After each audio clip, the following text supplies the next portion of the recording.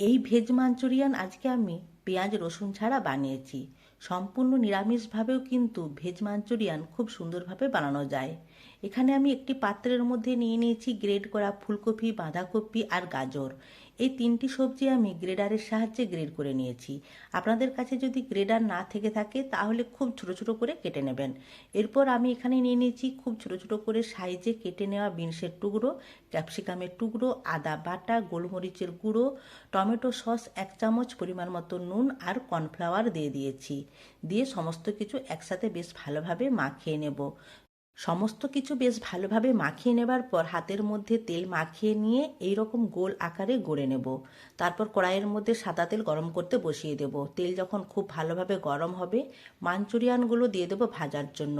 গ্যাসের আঁচ কমিয়ে উল্টে পাল্টে বেশ লাল করে ভেজে তুলে নেব।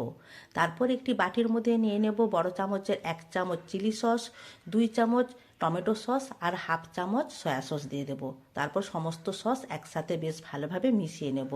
এরপর আবারও একটি বাটির মধ্যে নিয়ে নেব কর্নফ্লাওয়ার আর জল দিয়ে কর্নফ্লাওয়ার বেশ ভালোভাবে গুলে নেব।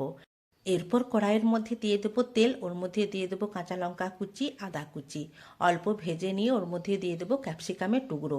ক্যাপসিকামের টুকরো অল্প ভেজে নেবার পর ওর মধ্যে দিয়ে দেবো ঝাল অনুযায়ী শুকনো লঙ্কার গুঁড়ো আর কালারের জন্য কাশ্মীরি লঙ্কার গুঁড়ো দিয়ে দেবো। এরপর সসের মিশ্রণটা দিয়ে বেশ ভালোভাবে সমস্ত কিছু কষিয়ে নেব। কষিয়ে নেবার পর ওর মধ্যে দিয়ে দেবো কর্নফ্লাওয়ার গোলার জল আর এমনি সাধারণ জল খানিকটা দিয়ে দেবো। আর দিয়ে দেবো কসুরি মেথি, গোলমরিচের গুঁড়ো আর পরিমাণ মতো নুন। এরপর সমস্ত কিছু একসাথে মিশিয়ে নিয়ে ফুটতে দেব। গ্রেভি যখন ফুটে উঠবে তখন ওর মধ্যে ভেজে রাখা মাঞ্চুরিয়ানগুলো দিয়ে সমস্ত কিছু একসাথে মিশিয়ে নিয়ে আবারও কিছুক্ষণ ফুটিয়ে নেব। গ্রেভি যখন ঘন হয়ে যাবে তখন নামিয়ে নিয়ে পরিবেশন করুন। এইভাবে ভেজ মাঞ্চুরিয়ান বানালে খেতে নরমও হয়, দারুণ লাগে।